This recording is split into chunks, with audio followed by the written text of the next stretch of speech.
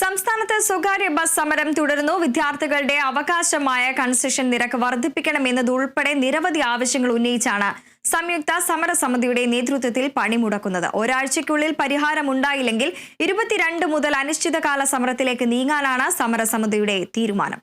വിനയ തയ്യാറാക്കിയ റിപ്പോർട്ട് കാണാം.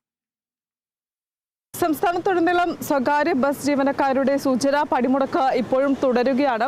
എറണാകുളം ജില്ലയെ സംബന്ധിച്ച് നോക്കുകയാണെങ്കിൽ ജില്ലയിലും സാരമായിട്ടുള്ള രീതിയിൽ തന്നെ ജീവനക്കാരെ ബാധിച്ചിട്ടുണ്ട്, തൊഴിലാളികളെ ബാധിച്ചിട്ടുണ്ട് എന്ന് തന്നെ പറയാൻ സാധിക്കും.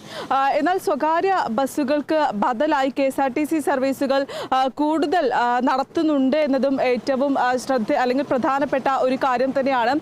യാത്രക്കാർക്ക് അധികം ബുദ്ധിമുട്ടുണ്ടാകാത്ത രീതിയിലടക്കം KSRTC സൗകര്യങ്ങളും വർദ്ധിപ്പിച്ചിട്ടുണ്ട്. KSRTCയുടെ എണ്ണവും വർദ്ധിപ്പിച്ചിട്ടുണ്ട്. ഈ സൂചനാ പണിമുടക്കിനെ പ്രതിരോധിക്കുന്നതിന് വേണ്ടി തന്നെ ഇത്തരത്തിലുള്ള KSRTC സർവീസുകളും നിരത്തിൽ ഇറക്കിയിട്ടുണ്ട്.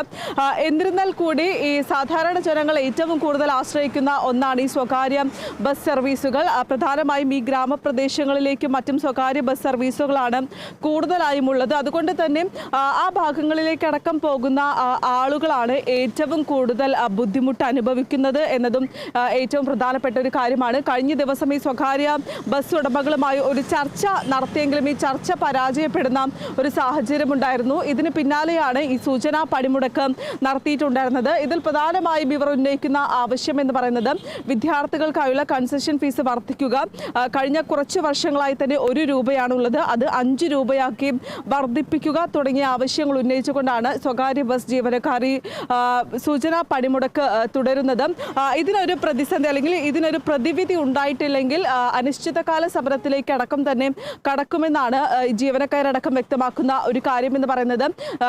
22 മുതൽ അനിശ്ചിതകാല സമരം തുടരുമെന്നാണ് വ്യക്തമാക്കുന്ന ഒരു കാര്യം. എന്നിരുന്നാൽ കൂടി ഈ ഒരൊറ്റ ദിവസം കൊണ്ട് തന്നെ സാധാരണക്കാരെ ഒരു വിധത്തിൽ എല്ലാവരെയും ഈ സൂചനാ പണിമുടക്ക് പ്രതിസന്ധിയിലാക്കിയിട്ടുണ്ട് എന്ന് തന്നെ പറയാൻ സാധിക്കും. രാവിലെ 7 മണി മുതൽ 10 മണി വരെയുള്ള സമയങ്ങളിലായിരുന്നു ഏറ്റവും കൂടുതൽ ആളുകൾ ബസ് കാത്തു നിൽക്കുകയും മറ്റും ചെയ്തിട്ടുണ്ടായിരുന്നത്. അതായത് ഈ ജോലിക്കും മറ്റും പോകുന്ന ആളുകളാണ് ഏറ്റവും കൂടുതൽ ഉണ്ടായിരുന്നത്.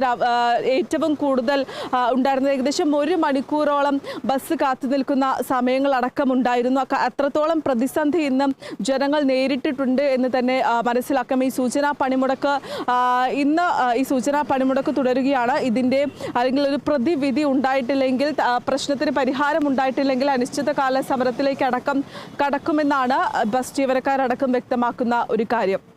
ക്യാമറ പേഴ്സൺ അക്ഷയ്ക്കൊപ്പം വിനയരാജ്, കേരള വിഷൻ ന്യൂസ്, കൊച്ചി.